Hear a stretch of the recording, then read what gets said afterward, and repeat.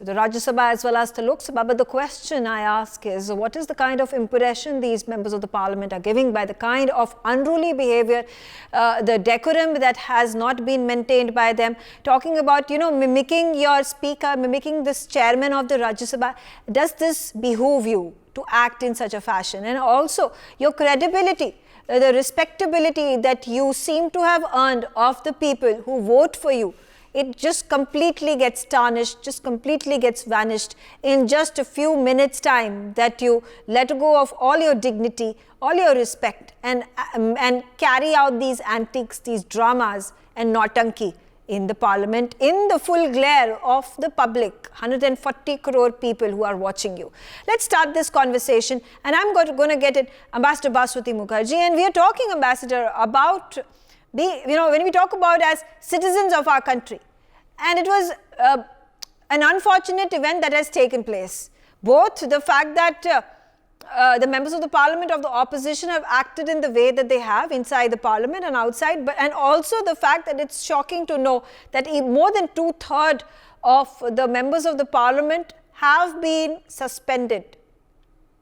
110 suspensions came yesterday, 129, I think 92 suspensions came yesterday, 50 of them came today. That's a shocking number. This is unprecedented. So what kind of a message does it pass to the people of our country? In my perspective, Megha, it conveys a completely wrong impression to the people of the country and outside, that when such a major incident happens, that is breach of security, where by the grace of God nobody was injured and all our parliamentarians were safe, that we could not present a united front.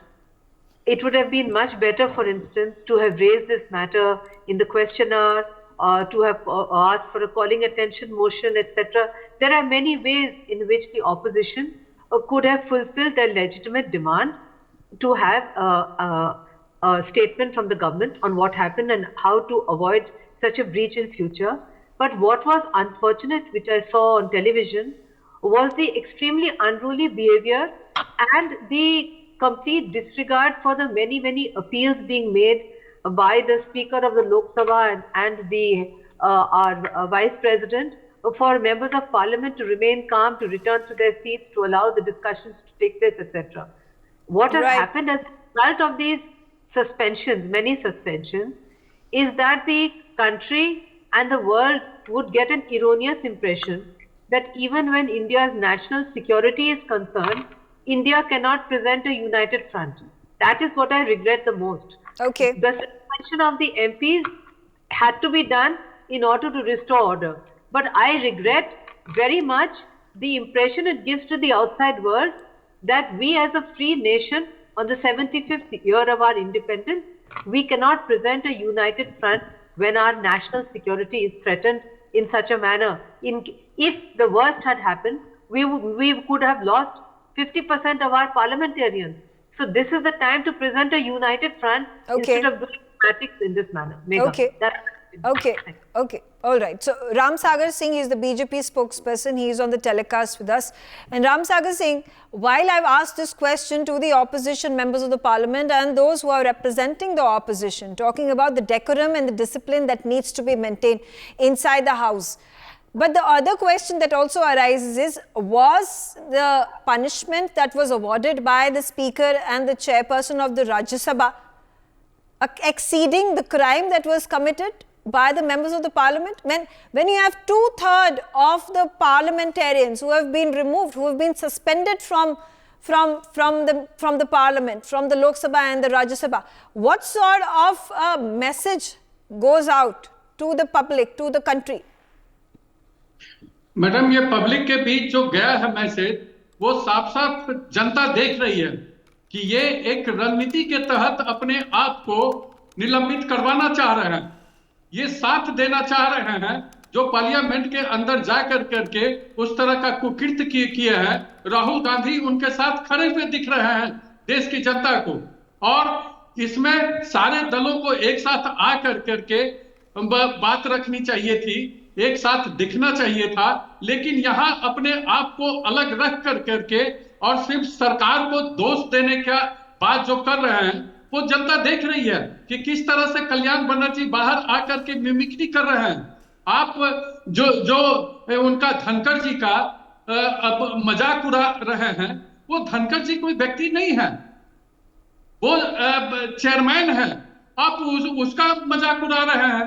आप लोकसभा, जब आप बात तय कर लिए थे कि कोई भी तख्ती अंदर नहीं जाएगी, तो वो तख्ती जाएगी तो उस पर कार्रवाई होगी। तो ये कानून राम सागर जी, क्या अगर सस्पेंशन कर रहे थे आप, क्या एक दिन की सस्पेंशन ठीक दंड होता मेंबर्स ऑफ द पार्लियामेंट के लिए? कुछ मेजॉरिटी ऑफ द पार्लियामेंटेरियंस को तो आपने पूरे सेशन के लिए सस्पेंड कर दिया। क्या ये सही डिसीजन लिया? नहीं, ये पूरे सेशन के लिए, कुछ लोगों को तो एक दिन के लिए ही किया गया था, लेकिन इनकी मंशा, चूंकि जो बिल आने वाला था संसद में, उसको रोकने की इनकी मंशा है। ये देश को कमजोर करने वाले अलायंस के लोग हैं, देश को कमजोर करना चाह रहे हैं। तो देश को कमजोर होते नहीं देख सकते हैं प्रधानमंत्री मोदी जी और अमित शाह जी।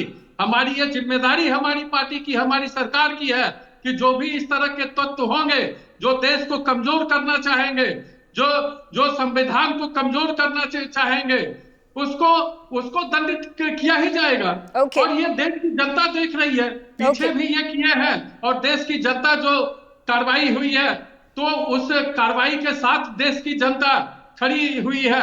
और आगे भी मैडम देखेंगी कि जो ये कार्रवाई किया गया है उसके साथ देश की जनता खड़ी होगी, न कि इस तरह के कृत्य करने वाले लोगों के साथ जनता खड़ी होगी। Okay, all right. So there's the BJP spokesperson talking about why it was right for our speakers to suspend the parliamentarians. All right, to suspend the 141 parliamentarians. But Professor Madhav Nalapat, I'm going to get your view as a citizen and a well-read, well-knowing citizen of our country. When you see this tamasha that goes on inside the parliament and what has happened with the suspension that has taken place of 141 of our parliamentarians, what kind of feelings does it evoke in you?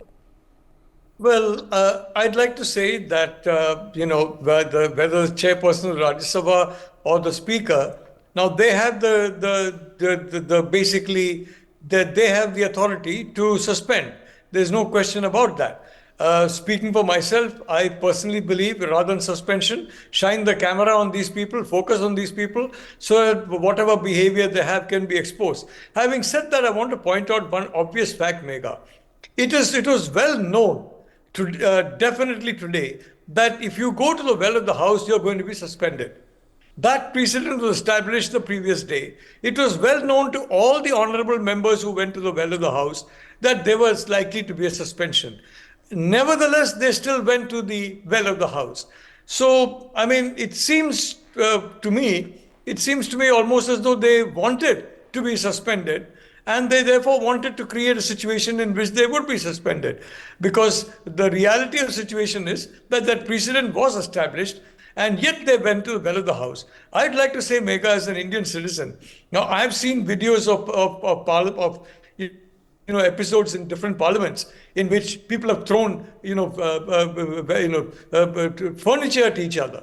Even in sometimes in our own country, you have seen fisticuffs take place inside these hallowed precincts, not only of the national but even the state parliaments. I think, frankly, as a citizen, I would like to see people behave in a manner that reflects best practices. And by best practices, for example, it means avoiding any kind of behavior that the chair might find offensive. Like it or not, the chair is the chair. And the chair has not been self-appointed. The chair has been appointed by an elected authority. Whether the Lok Sabha or the Rajya Sabha, the chair, in a sense, represents the electors of the country have chosen the individuals who have chosen the chair. So I think that needs to be considered, and I certainly hope that in future at least these matters will be raised during 0 hour. I personally found it very odd that in a situation involving the security of Parliament, which is clearly under the domain of the Honourable Speaker and the Honourable Chairperson of the Rajya Sabha, that efforts were made to get the Home Minister and the Prime Minister to speak. Now, the government of India is the entire government of India. Ministers, secretaries, joint secretaries at all levels. Okay. That's all the government of India. So why only focus on two individuals? Okay. I think that again made no sense to me, and I certainly hope that in future sessions we are going to go by best practices. We are going to avoid practices that the chair would react in a particular way, in a way which is forecast, frankly, that the chair would react, Okay. and that will hear the discussions and debates rather than this kind of activity. I remember in the Professor Nalapat, also, the question, I mean, there has been a security breach, and this is a very grave, serious matter, that the parliament could have been attacked. There could be lives that would have been lost. The fact that it is an attack on our democracy, and this has happened in the past as well, in 2001. And in fact, it was the very same day in 2023 that this attack was replicated. So the question that has been asked by the opposition is that if it had been under the authority of a member of the parliament of the opposition, wouldn't the speaker have disqualified or at least suspended the member of the parliament under whose jurisdiction these individuals were brought into the parliament? Megha, I'm not going to comment on that, except to say that this particular member of parliament was extremely injudicious in giving passes to such people. I think it's a lesson for all members. Having said that, I'd like to say that the true time when the Home Minister needs to speak, and more importantly, the Prime Minister needs to speak, is after a full discussion in Parliament, in which the ruling parties and the opposition parties will have their say. At the end of that, the Home Minister, in between the discussion, and the Prime Minister at the close of the discussion will then speak. I think that is the time for them to speak, not preempt the discussions by speaking first. So I found it frankly a little, as a citizen, I was surprised that they were insisting on the Home Minister and the Prime Minister speaking before anybody else was going to speak. Okay. I think it would have been better for everybody else to speak, and then the Home Minister and the Prime Minister, finally the Prime Minister would have spoken. I think that would have been the proper way of going about it, and certainly avoiding going into the well of the House when it was crystal clear that if you go to the well of the House, you will be suspended. And it's almost as though they wanted to be suspended. I can't believe they didn't know that this precedent had already been established. Okay, all right. Shekhar Vijayan, now, how can we better salvage such a situation in the course of the future? Keeping in mind that such unruly episodes have happened in the past as well. This is not just peculiar to India, this happens across the globe when we take a look at the senates and the parliaments and the proceedings that take place. Now, can there be a solution that can be found to it where the discussions and arguments are calm and composed and knowledgeable and educated, instead of, pandering to the cameras simply because you are creating these antics and nautanki? Because everybody loves a nautanki. If you are mimicking the Rajya Sabha chairperson, you're you're attracting everybody's attention, and at least you have those few seconds of fame that you get. And then you become popular or infamous. Irrespective of whether you're famous, whether it is good publicity or bad publicity, it's publicity for you. So my question is, how can better sense be put in our parliamentarians to then act in a justified, in a dignified manner? Therefore, because they need to represent themselves as the representatives of the people who have voted for them. There has to be some gravitas to these individuals and how their conduct in the parliament looks like. Megha, thank you for having me over. I think what's really important is this 141 MPs who've been suspended. They need to understand the impact of their actions. There's a reason why they were suspended, that is one. But we all saw on TV the churlish behavior, the way they were imitating the Vice President, and it is very. See, we have to understand that, like you said, any publicity is publicity for them. There are impressionable minds all across India and all across the world, and there are people of all age groups who are watching this. In the past, we've had so many fruitful discussions in the Parliament. It has been collaborative, where everybody's spoken in, and there's been a proper debate, like the debate we're doing right now on your wonderful channel. The point I'm trying to make here is very simple. There needs to be a code of conduct in place for these MPs. They need to understand The reason why they are in that position, they are our elected representatives. They're not there to pander their own self-ego. They're not here to, listen to what others say. They're there to work for the country, which is India. Now, what we have seen is the reason why they've been suspended is because of sloganeering, because of rushing to the well. They knew all these things. They did it purposely because they wanted to be in the news. Because they know that this government, the Modi government, cannot be dictated to. This government is very assertive and it does not respond to anybody's whims and fancies.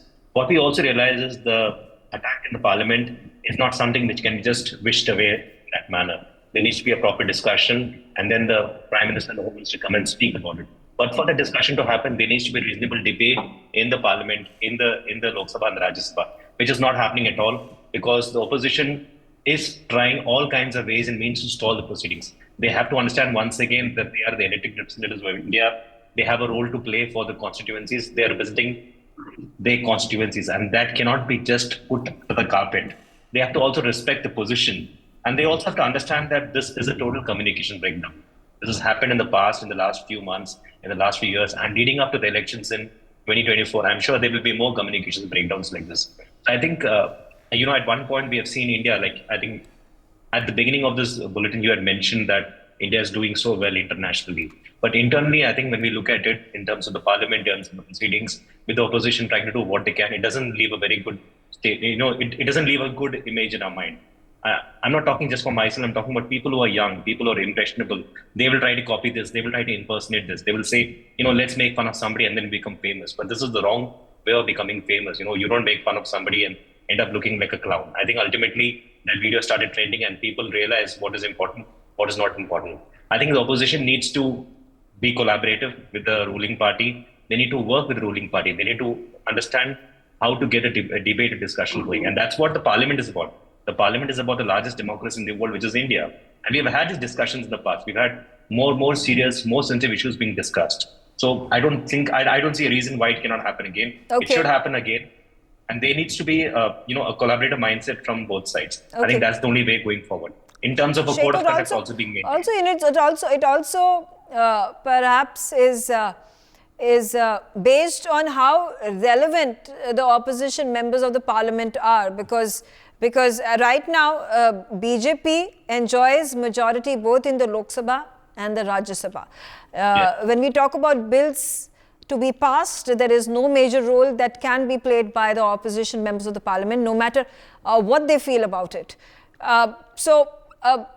Therefore, perhaps yet another reason for them to create ruckus and through these antics either be thrown out of the parliament or not allow for proceedings to carry on.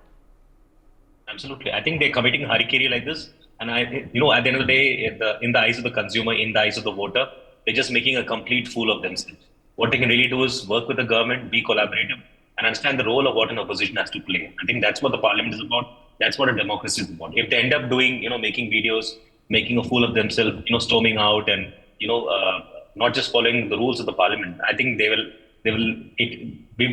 cease to exist. I think the numbers reveal the real truth. And I think this is just a harbinger of what the 2024 election is going to be like. Ambassador Mukherjee, again, the role of the opposition is to have constructive, cohesive parliament. That is one space that you're given on an official record to put your points, to get a response from the government, and then have a constructive debate, which is then going to shape how our acts are formed and also how our democracy then builds up in the future. The very same point, the fact that you are futile to the existence of the parliament because there's absolute majority of the government, that also then forces you to act out in a way that they have. No, I don't think so, Megha. Actually, when the parliamentary proceedings are opened up to the public expected parliamentarians to behave in a responsible way, as they should, as representatives of the world's largest democracy. And it doesn't really matter if the opposition is 2% or 20% or 30%. They are supposed to play the role of the opposition, which is to act as for their constituencies who have elected them, to ask the right questions and to behave with decorum. In this particular case, where there was a breach of security of parliament, it would have been much better for them to have sought an all-party meeting, to have worked out with the government how to discuss it. And as Professor Madhav Nalapat rightly pointed out, normally you have a discussion, people air their perspectives, their preoccupations, and then the Home Minister will naturally speak because of law and order, and Prime Minister will end the debate. That is the manner in which a responsible government and a responsible opposition behaves. If the people in the opposition are under the erroneous impression that making fun of the leader of the Rajya Sabha, who's a very, very distinguished individual who I know well, making fun of him and making the video viral is a way of getting popular votes in their constituency, they are mistaken. The common man is completely disgusted with this kind of nonsense. In fact, what has happened is that by making these proceedings public, the opposition is losing ground. Let's say, for instance, I am a Bengali, and I have seen some people from Trinamool behaving in a most obnoxious manner. It makes me feel disgusted as a Bengali to see this happening. It has a completely negative impression. They are actually positively helping BJP to sweep the next election. So actually BJP should send them a letter of thanks and say, thank you so much, opposition. Keep making a fool of yourself so that we can sweep the next election. Thank you, Megha. Absolutely. All right. On that note, I'm out of time and I thank all of you for joining me on the telecast. For more such videos, subscribe to the NewsX YouTube channel, hit the bell icon.